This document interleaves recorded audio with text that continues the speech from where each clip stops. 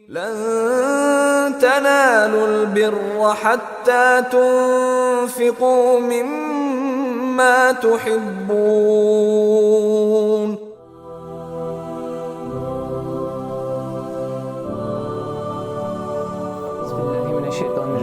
بسم اللہ الرحمن الرحیم لن تنالوا البر حتى تنفقوا مما تحبون وما تنفقوا من شيء فإن الله به علیم. صدق اللہ العلی العظیم. رب اشرح لی صدری ویسر لی امری واحلل عقدۃ من لسانی یفقہوا قولی رب یسر ولا تعسر وتمم بالخیر. عزیز دوستوں، السلام علیکم ورحمۃ اللہ وبرکاتہ. دوستوں، کسی انسان کی زندگی میں جو چیز سب سے اہم رول پلے کرتی ہے، جو چیز سب سے اہم ہوتی ہے، وہ اس کا تصور ذات ہے، وہ اس کا تصور کائنات ہے. وہ اپنے آپ کے بارے میں، زندگی کے بارے میں، کائنات کے بارے میں کیا تصور رکھتا ہے، یہ سب سے زیادہ اہم ہوتی ہے. اور اس کی زندگی کے تمام معاملات، چاہے وہ پرسنل ہو یا اس کی اجتماعی زندگی سے متعلق ہوں، وہ سارے کے سارے بنیادی طور پر طے ہی اس بات پر ہوتے ہیں کہ وہ اپنی ذات کے سلسلے میں، اپنی زندگی کے سلسلے میں اور اس کائنات کے سلسلے میں کیا تصور رکھتا ہے. تو اگر اس کا تصور ذات یہ ہے، اپنا آئیڈیا آف ایگزسٹنس اس کا یہ ہے کہ میں بالکل ایک آزاد جانور ہوں، ایک بالکل آزاد مخلوق ہوں، میرا کوئی بنانے والا نہیں ہے، میں کسی کے سامنے اکاؤنٹیبل نہیں ہوں، جواب دہ نہیں ہوں، میرا کوئی خدا نہیں ہے، اس زندگی کے بعد کوئی زندگی نہیں ہے، بس جو کائنات، جو دنیا میرے سامنے، یہی حقیقی دنیا ہے. تو اس کے نتیجے میں اس کا جو رویہ ہوتا ہے، اس کا جو بیہیویئر ہوتا ہے، مختلف چیزوں کے سلسلے میں اس کا جو اپروچ ہوتا ہے، اس کا جو پورا لائف سٹائل ہوتا ہے، وہ بالکل اس شخص سے مختلف ہوتا ہے جو یہ سمجھتا ہے کہ میں ایک آزاد مخلوق نہیں ہوں، بلکہ میرا ایک خالق ہے، میرا مالک ہے، میرا بنانے والا ہے. یہ دنیا کی زندگی آزمائش ہے اور اس زندگی کے بعد ایک زندگی ہے جو حقیقی زندگی ہے. تو ان دونوں لوگوں کی زندگی میں واضح فرق ہوتا ہے اور ہونا چاہیے. اگر وہ فرق نہیں ہے، اس کا مطلب کہیں نہ کہیں تصور ذات کے سلسلے میں بھی انسان جو ہے وہ واضح طور پر فہم نہیں رکھتا. تو جب ہم اپنے آپ کو مسلمان کہتے ہیں اور یہ کہتے ہیں کہ ہمارا اپنی زندگی کے بارے میں یہ تصور ہے کہ یہ زندگی ایک آزمائش ہے اور ہم جو ہے وہ اللہ تعالیٰ کے بندے ہیں، تو اس کے نتیجے میں خود بخود ہمارا جو تصور علم ہوگا یا رہنمائی کے سلسلے میں ہمارا جو تصور ہوگا وہ ان لوگوں سے بہت مختلف ہوگا جو خدا کو نہیں مانتے ہیں. جو خدا کو نہیں مانتے ان کا تو تصور علم، جو نالج کا ان کا جو آئیڈیا ہوگا، اس کا جو فلسفہ ہوگا، اس کی اصل تو بس یہ ہوگی کہ انسان کے پاس علم کا حقیقی ذریعہ بس اس کی عقل ہے، عقل کے ذریعے جو کچھ چیزوں کو وہ سمجھ سکے، بس وہ اسی کو نالج کا سورس سمجھے گا اور عقل ہی کی رہنمائی میں اس کی زندگی کے تمام معاملات طے ہوں گے. لیکن اس کے مقابلے میں جب آپ یہ کہتے ہیں کہ نہیں، میرا ایک خدا بھی ہے، تو پھر اس کے بعد جب آپ اپنی زندگی کے سلسلے میں کوئی فیصلہ لیں گے یا آپ کی زندگی کو جو چیز رہنمائی کرے گی، وہ صرف عقل نہیں ہوگی بلکہ عقل بھی ہوگی اور اللہ تعالیٰ کی وحی بھی ہوگی. تو جو مومن کی زندگی ہوتی ہے وہ نور عقل اور نور الہی، یا نور عقل اور نور وحی دونوں سے منور ہوتی ہے. یعنی کہ مومن کی زندگی میں جو روشنی ہوتی ہے وہ عقل کی بھی روشنی ہوتی ہے، انٹلیکٹ کی بھی روشنی ہوتی ہے، اور ساتھ میں ڈیوائن گائیڈنس، الہی ہدایات بھی جو اس کی زندگی کو منور کرتے ہیں. اور اس کے مقابلے میں جو شخص اللہ کو نہیں مانتا، اس کی زندگی جو وہ نور وحی سے، نور الہی سے، ڈیوائن گائیڈنس سے محروم ہوتی ہے. تو یہ بات بہت اہم ہو جاتی ہے کہ جب ہم اللہ تعالیٰ کو اپنا رب مان رہے ہیں تو ہم اپنی زندگی کو جو وہ اللہ تعالیٰ کے نور سے، اس کے کلام کے نور سے منور کرنے کی کوشش کریں. اس کا سیدھا مفہوم یہ ہوگا کہ مومن کے لیے یہ بات لازم ہوگی کہ وہ لازماً اپنی زندگی کے تمام معاملات میں اس بات کی کوشش کرے کہ اس کی زندگی کے معاملات جو وہ اللہ تعالیٰ کی ہدایت کے مطابق ہوں. تو اب یہ کیسے ممکن ہو سکتا ہے؟ یہ اس وقت ممکن ہو سکتا ہے جب وہ اللہ کی کتاب سے اپنے تعلق کو مضبوط کرے. تو زندگی اور زندگی سے جڑے تمام معاملات کے سلسلے میں اس کا جو آئیڈیا ڈیولپ ہو وہ بنیادی طور پر قرآن کی بنیاد پر ڈیولپ ہو. قرآن کا جو تصور ہے، قرآن کی جو رہنمائی ہے، قرآن کے جو تصورات ہیں، اس کا جو عقیدہ ہے، اس کی بنیاد پر جو وہ اپنے زندگی کے معاملات کو وہ تشکیل دیں. اور اس کے لیے یہ بہت ضروری ہے کہ قرآن مجید سے ہمارا اور آپ کا جو تعلق بہت مضبوط ہو. تو اس تعلق کو ہم انفرادی سطح پر بھی مضبوط کرنے کی کوشش کریں اور اجتماعی سطح پر بھی ایسی کوششیں ہونی چاہیے جس کے نتیجے میں قرآن مجید سے ہمارا تعلق بہت مضبوط ہو، وہ عقیدے کی سطح پر بھی ہو، وہ تلاوت کی سطح پر بھی ہو، وہ غور و فکر اور تدبر کی سطح پر ہو، وہ عمل کی سطح پر ہو، دعوت اور اقامت کے معاملے میں بھی ہو۔ تو اس حوالے سے یہ جو انیشیٹو لیا گیا ہے کہ ہم قرآن مجید کے فہم کو حاصل کرنے کے لیے مختلف پروگرامز کا انفرادی اور اجتماعی سطح پر اہتمام کریں گے، یہ خوشائند چیز ہے، اس پر ہم کو اللہ تعالیٰ کا شکر بھی ادا کرنا چاہیے اور اس سے اس بات کی توفیق بھی طلب کرنی چاہیے کہ وہ مستقل ہماری زندگی کو جو قرآن مجید کی رہنمائی میں بسر کرنے کی توفیق دے۔ اس وقت دوستوں جو آیتیں ہمارے سامنے ہیں وہ سورہ آل عمران کی آیت نمبر 92، سورہ آل عمران کی آیت نمبر 92 جو ہے وہ آپ کے سامنے پڑھی گئی، جس میں اللہ تعالیٰ نے نیکی کے سلسلے میں بات واضح کی ہے کہ نیکی اصلاً کس چیز کا نام ہے یا انسان کس طریقے سے نیکی کے اعلیٰ درجے تک پہنچ سکتا ہے۔ ہم جانتے ہیں کہ سورہ آل عمران بنیادی طور پر مدنی سورت ہے اور اس میں اللہ تعالیٰ نے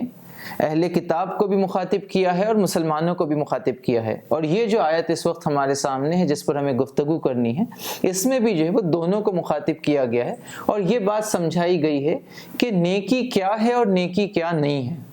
تو آپ دیکھیں گے کہ قرآن مجید کی اس آیت میں اللہ تعالیٰ فرماتا ہے کہ تم نیکی کو نہیں پہنچ سکتے جب تک کہ اپنی وہ چیز اللہ کی راہ میں خرچ نہ کرو جسے تم عزیز رکھتے ہو، اور جو کچھ تم خرچ کرو گے اللہ اس سے بے خبر نہ ہوگا۔ آپ دیکھیں اس آیت میں نیکی کا تصور اللہ تعالیٰ نے واضح کیا ہے، اور اس سے پہلے سورہ بقرہ کو بھی آپ دیکھیں تو سورہ بقرہ میں اور سورہ آل عمران میں بھی بہت زیادہ مماثلت ہے، وہ اس کے تھیم کے اعتبار سے بھی، اس کا جو کنٹینٹ ہے اس اعتبار سے، اور جن لوگوں کو یہ دونوں صورتیں مخاطب بناتی ہیں اس اعتبار سے بہت زیادہ سملیرٹی ہم کو جو نظر آتی ہے۔ تو اس آیت سے پہلے آپ دیکھیں سورہ بقرہ میں بھی اللہ تعالیٰ جو ہے وہ نیکی کے سلسلے میں رہنمائی کرتے ہوئے یہ بات کہتا ہے کہ نیکی محض یہ نہیں ہے کہ تم نے اپنے چہرے مشرق یا مغرب کی طرف پھیر لیے، کہ انسان محض سمجھ رہا ہے کہ اس نے مشرق کا رخ کر لیا یا مغرب کا رخ کر لیا تو محض یہ اپنے آپ میں نیکی ہے، بلکہ اللہ تعالیٰ کہہ رہے ہیں کہ محض یہ نیکی نہیں ہے، بلکہ نیکی یہ ہے کہ آپ اللہ پر ایمان لائے، اس کے رسولوں پر ایمان لائے، اس کی کتابوں پر ایمان لائے۔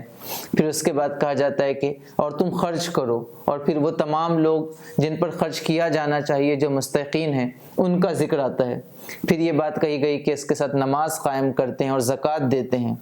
پھر بات کہی گئی کہ جو وعدہ کرتے ہیں تو اس کو پورا کرتے ہیں، اور پھر پریشانی کی حالت میں، غربت کی حالت میں اور حق و باطل کی کشمکش میں صبر کا مظاہرہ کرتے ہیں۔ تو ان تمام چیزوں کا ذکر کرتے ہوئے اللہ تعالیٰ کہتا ہے کہ یہ اصل جو ہے وہ نیکی کی روح ہے۔ پھر سورہ بقرہ میں اللہ تعالیٰ اس بات کی طرف بھی توجہ دلاتا ہے کہ جب تم نیکی کرنا چاہو اور نیکی کے حوالے سے تم اللہ کی راہ میں خرچ کرنا چاہو تو کہیں ایسا نہ ہو کہ تم کمتر درجے کی چیزیں، انفیریئر چیزیں، خراب چیزیں جو چھاٹ کر اللہ کی راہ میں دینے لگ جاؤ، اور جب اپنے لیے تم کوئی چیز کا سلیکشن کرو تو اچھی چیزیں سلیکٹ کرو۔ تو اللہ تعالیٰ جو ہے وہ اس حوالے سے بھی وہ بات وہاں پیش کرتا ہے۔ اس آیت میں جو بات کہی گئی ہے وہ یہ کہ تم نیکی کے درجے کو نہیں پہنچ سکتے، نیکی کی تم کو ہوا بھی نہیں لگ سکتی۔ تم اپنی انفرادی حیثیت سے تو ہو سکتا ہے کہ یہ سمجھتے ہو کہ تم بہت نیک ہو اور تم بہت پاک باز ہو اور بہت پارسا ہو، اور تمہارے ظاہری اعمال کے نتیجے میں اللہ تعالیٰ کے نزدیک تمہارا درجہ بہت بڑا ہے، لیکن اس سارے تصور اور تمہاری اس غلط فہمی کے باوجود بھی عین ممکن ہے کہ بظاہر تم یہ سارے کام کرتے چلے جاؤ لیکن اصل نیکی کی تم کو ہوا بھی نہیں لگے، اصل نیکی کے درجے پر تم پہنچو بھی نہیں، کیونکہ اس کے لیے جو معیار مطلوب ہے، جو بنیادی کرائٹیریا ہے، تم کہیں نہ کہیں اس کو مس کر رہے ہو۔ تو اہل کتاب سے یہ اس حوالے سے بھی بہت اہم ہے کہ ان سے یہ بات کہی جا رہی ہے کہ تم، آپ دیکھیں کہ اللہ کے رسول صلی اللہ علیہ وسلم جس وقت مکہ میں تھے تو بنیادی طور پر جو اولین مخاطب تھے جن کو ایڈریس کیا گیا وہ مشرکین تھے۔ اس کے مقابلے میں جب مدینہ آ گئے تو پھر اہل کتاب اور یہودی تھے جن کو ایڈریس کیا جا رہا تھا، اور یہودیوں کے لیے اللہ کے رسول کی دعوت کوئی بہت انوکھی، کوئی بہت نرالی اور کوئی نئی چیز نہیں تھی، بلکہ ان تصورات سے وہ کہیں نہ کہیں خود بھی آگاہ تھے۔ لیکن سالوں کے انحطاط کے بعد معاملہ یہ ہوا تھا کہ دین کی اصل روح ختم ہو گئی تھی، نیکی کے سلسلے میں یا دین کے سلسلے میں، مذہب کے سلسلے میں کچھ فقہی چیزیں تو ان کے پاس موجود تھی، ایک ظاہری ڈھانچہ تو موجود تھا، لیکن وہ جو وہ اس کی روح سے محروم تھے۔ تو اس حوالے سے جو نیکی کے سلسلے میں یہ معاملہ نہیں تھا کہ اہل کتاب نیکی کے تصور سے ناآشنا تھے، یا وہ یہ سمجھتے تھے کہ بس نیکی جیسی کوئی چیز ہوتی ہی نہیں اور ہم کو نیکی نہیں کرنی ہے، نیک کام نہیں کرنے، بلکہ وہ سب خود بھی سمجھتے تھے کہ ہم کو نیک بننا ہے، لیکن نیک بننے کا پروسیس کیسا ہوگا اور نیکی کی روح کیا ہے، اس سلسلے میں ان کا فہم اتنا کمزور تھا کہ وہ ظاہری ڈھانچے کو ہی اصل سمجھتے تھے اور روح پر جو وہ ان کی توجہ نہیں تھی۔ تو اللہ تعالیٰ نے اس آیت میں اس غلط فہمی کو بھی دور کیا اور یہ بتایا کہ نیکی کی اصل روح، اس کی اسپرٹ کیا ہے، اور اسی کے ساتھ ساتھ ان کو یہ کہا گیا کہ محض ان ظاہری اعمال کے ذریعے سے تم نیک نہیں بن سکتے، بلکہ تم کو قربانیاں دینی پڑیں گی، تم کو کچھ چیزوں کو چھوڑنا پڑے گا۔ اور اسی کے ساتھ ساتھ مسلمانوں کو، مجھے اور آپ کو بھی یہ بات بتائی جا رہی ہے کہ تم بھی اس غلط فہمی میں مت رہو کہ تم نے محض کلمہ پڑھ لیا، تم نے لا الہ الا اللہ محمد رسول اللہ کا اقرار کر لیا، تو اس کے نتیجے میں تم نیکی کے اعلیٰ درجے پر پہنچ گئے۔ چونکہ تمہارا جنم مسلم گھرانے میں ہوا، تمہاری پیدائش مسلم ماحول میں ہوئی، اس کا مطلب یہ نہیں ہے کہ تم نے نیکی کے سارے درجے طے کر لیے اور تم نیک بن گئے، بلکہ تمہارے لیے بھی وہی کرائٹیریا ہے جو اہل کتاب کے لیے یا باقی تمام انسانوں کے لیے، اور وہ کیا ہے؟ تم نیکی کو نہیں پہنچ سکتے جب تک کہ اپنی وہ چیز خدا کی راہ میں خرچ نہ کرو جسے تم عزیز رکھتے ہو۔ یعنی کہ اگر آپ آیت البر وہ دیکھیں جس سے سورہ بقرہ میں ہم نے ذکر کیا، آیت نمبر 177، تو اس میں جو ہے وہ نیکی کے حوالے سے پہلی بات کہی گئی تھی کہ ایمان باللہ، کہ اللہ پر اور اس کے رسولوں پر، اس کی کتابوں پر ایمان ہو۔ پھر کہا گیا کہ ایمان کے بعد جو دوسری چیز مطلوب ہے وہ انفاق ہے، اللہ کی راہ میں خرچ کرنا ہے، اور یہاں جو ہے وہ اضافہ اس میں یہ ہے کہ یہ جو خرچ ہوگا اس کے سلسلے میں بھی شرط یہ ہے کہ آپ کوشش اس بات کی کریں، اہتمام اس بات کا کریں، جذبہ اور داعیہ اس بات کا پیدا کریں کہ آپ جب اللہ کی راہ میں خرچ کریں تو معمولی درجے کی چیزیں خرچ نہیں کریں، چھوٹی چھوٹی چیزیں خرچ نہیں کریں، وہ چیزیں جو آپ کو پسند ہیں اس کو آپ اپنے لیے رکھ لیں، اور اس کے بعد جس کا آپ کو کوئی یوز نظر نہیں آتا، جس کی کوئی یوٹیلیٹی آپ کو نظر نہیں آتی، جو آپ کے کام کی چیز نہیں ہے، جو آپ کو پسند نہیں ہے، وہ آپ اللہ کی راہ میں دینے لگیں اور یہ سمجھیں کہ آپ نیکی کا کام کر رہے ہیں، تو یہ معاملہ نہیں چلے گا۔ بلکہ آپ کو کرنا یہ ہوگا کہ آپ اللہ کی راہ میں وہ چیزیں خرچ کریں جو آپ کو عزیز تر ہیں، جس سے آپ کو شدید محبت ہے۔ اور یہ بات اس حوالے سے بھی بہت اہم ہے کہ ہمارا جو تصور زندگی ہے، ہمارا جو ورلڈ ویو ہے، ہمارا جو آئیڈیا آف ایگزسٹنس ہے، وہ تو کھڑا ہی اس بنیاد پر ہے کہ الذی خلق الموت والحیات لیبلوکم ایکم احسن عملا، کہ اللہ نے موت اور زندگی کو بنایا، اور کیوں بنایا؟ تاکہ دیکھے تم میں کون ہے جو احسن عمل کرتا ہے، کون ہے جو احسان کے درجے پہ جا کے کام کرتا ہے، کون ہے جو ایکسلنس کے لیول پر جا کر جو ہے وہ اپنی زندگی جو ہے وہ بسر کرتا ہے۔ تو ایک تو یہ کہ زندگی آزمائش ہے، تو آزمائش ظاہر سی بات ہے کہ سخت ہوگی، اور جب سخت آزمائش ہوگی تو سخت آزمائش اسی وقت ہوگی جب آپ کے سامنے کوئی بڑے چیلنجز آئیں گے، اور ان بڑے چیلنجز کا مقابلہ کرنے کے لیے آپ اپنی محبوب ترین چیزوں کو، اپنی قیمتی چیزوں کو اللہ تعالیٰ کی راہ میں جو خرچ کریں۔ آپ انبیاء اکرام کی تاریخ کو دیکھیں، صحابہ اکرام کی زندگی کو دیکھیں، یا ان کے بعد جن لوگوں نے دین کی اقامت کا اور کام کیا، اللہ کی راہ میں مجاہدہ کیا، ان سب کی زندگی میں آپ کو یہ فیکٹر بہت کامن نظر آئے گا کہ انہوں نے اللہ کی راہ میں اپنی قیمتی ترین چیزیں جو وہ قربان کی، اور اسی کے نتیجے میں ان کو وہ درجہ حاصل ہوا کہ آج تک جو ہے وہ ان کے نقش قدم پر چلنے کی ہم اللہ تعالیٰ سے توفیق مانگتے ہیں۔ تو یہ کس وجہ سے؟ آپ سیدنا ابراہیم علیہ السلام کی زندگی کو دیکھیں، پوری زندگی سیدنا ابراہیم علیہ السلام کی اس آیت کی تفسیر ہے کہ آپ اپنی عزیز ترین چیزوں کو کس طرح اللہ کی راہ میں خرچ کرتے ہیں۔ پہلے تو اپنے گھر بار کو چھوڑا انہوں نے، پھر اللہ تعالیٰ نے کہا کہ اپنے بیوی اور بچے کو جو صحرا میں چھوڑاؤ، تو ان کو چھوڑنے پر راضی ہو گئے۔ پھر اللہ تعالیٰ نے کہا کہ اپنے بیٹے کو قربان کر دو، تو اس قربانی پر بھی وہ راضی ہو گئے۔ تو غرض انسان کی مکمل زندگی جو ہے وہ اس بات کی عملی تفسیر ہے کہ وہ کیسے اپنی ہر قیمتی چیز کو اور اپنی ہر اہم چیز کو جو ہے وہ اللہ کی راہ میں قربان کر دیتا ہے، اور اس کے بعد جو ہے وہ اللہ تعالیٰ اس کو اپنا دوست بنا لیتا ہے۔ خود ایمان کا بھی بنیادی تقاضا ہی یہ ہے کہ انسان اپنی ہر چھوٹی بڑی چیز کو اللہ کی راہ میں قربان کرنے لگ جائے۔ حدیث میں بات آتی ہے کہ اللہ کے رسول فرماتے ہیں کہ من احب للہ و ابغض للہ و آتا للہ و منع للہ فقد استکمل الایمان، کہ جس نے محبت کی تو اللہ کے لیے، وہ ابغض للہ، جس نے دشمنی کی، بغض کیا تو اللہ کے لیے، وہ آتا للہ، کسی کو کوئی چیز دی تو اللہ کے لیے، وہ منع للہ، کسی سے کوئی چیز رو کے رکھی تو اللہ کے لیے، فقد استکمل الایمان، بس اس نے اپنے ایمان کو مکمل کر لیا۔ تو ضرورت اس بات کی ہے کہ ایک تو ہماری زندگی کا ہر عمل اللہ تعالیٰ کے لیے ہو، اور اس کے بعد دوسرا یہ کہ ہر عمل جو ہو وہ نہ صرف یہ کہ اللہ تعالیٰ کے لیے، بلکہ اس عمل میں کوالٹی موجود ہو، اس میں جو ہے وہ اعلیٰ درجے کا وہ عمل ہو، اس میں جو احسان کا معاملہ موجود ہو۔ تیسری اہم چیز جو یہاں سمجھ میں آتی ہے وہ یہ ہے کہ خرچ کے حوالے سے یا انفاق کے حوالے سے جب ہم بات کرتے ہیں تو ہمارے ذہن میں محض یہ تصور ہوتا ہے کہ مال خرچ کرنا ہے، پیسہ خرچ کرنا ہے۔ یقیناً انفاق کا وہ ایک انٹیگرل پارٹ ہے، انفاق کا ایک لازمی حصہ ہے کہ انسان جو ہے وہ اپنا مال، اپنا پیسہ، اپنی دولت جو ہے وہ اللہ کی راہ میں خرچ کرے۔ لیکن یہاں جس چیز کی طرف توجہ دلائی گئی ہے یا اس کے اندر جو مفہوم شامل ہے وہ محض مال تک نہیں ہے، بلکہ ہر وہ چیز جس سے انسان محبت رکھتا ہے۔ تو ظاہر سی بات ہے کہ ہم صرف مال سے، صرف پیسے سے محبت تو نہیں رکھتے ہیں۔ اس زندگی کے فیز میں جس سے ہم اور آپ گزر رہے ہیں، جوانی کے اس فیز میں، تو انسان کے لیے بعض اوقات پیسوں سے زیادہ قیمتی جو ہے وہ اس کا وقت ہوتا ہے، اس کی صلاحیتیں ہوتی ہیں، اس کا ٹیلنٹ ہوتا ہے، اس کے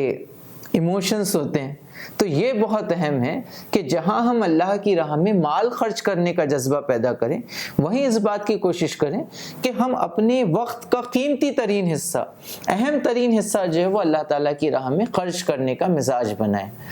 ہماری جو صلاحیتیں ہیں تو ان صلاحیتوں کا بہترین حصہ جو ہے وہ اللہ کے دین کے کاز کے لیے لگے، اللہ تعالیٰ کے دین کی راہ میں خرچ ہو۔ ہمارے جو جذبات ہیں، ان جذبات کا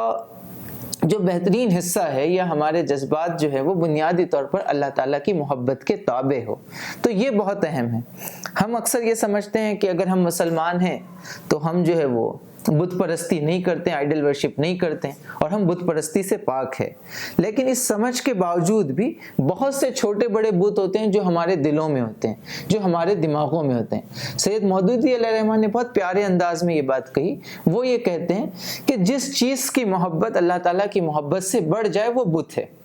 جو چیز بھی ایسی ہے جس کی محبت اللہ کی محبت سے بڑھ جائے، اور جس چیز کی محبت اتنی بڑھ جائے کہ آپ اس چیز کو اللہ کی محبت پر قربان کرنے پر آمادہ نہ ہو، یا آپ کا دل ہچکچاہٹ محسوس کرے، یا آپ کے اندر حوصلہ پیدا نہیں ہو کہ یہ چیز تو مجھے بڑی پسند ہے، میں اس کو کیسے قربان کر دوں اللہ کی راہ میں، چاہے اس چیز کی ضرورت ہو، چاہے اس قربانی کا تقاضا ہو، تو اس کا مطلب سمجھ جائیے کہ وہ چیز جو وہ آپ کے دل میں بت بن گئی ہے، اور جب تک آپ اس بت کو نہیں توڑیں گے آپ نیکی کے درجے کو نہیں پہنچ سکتے۔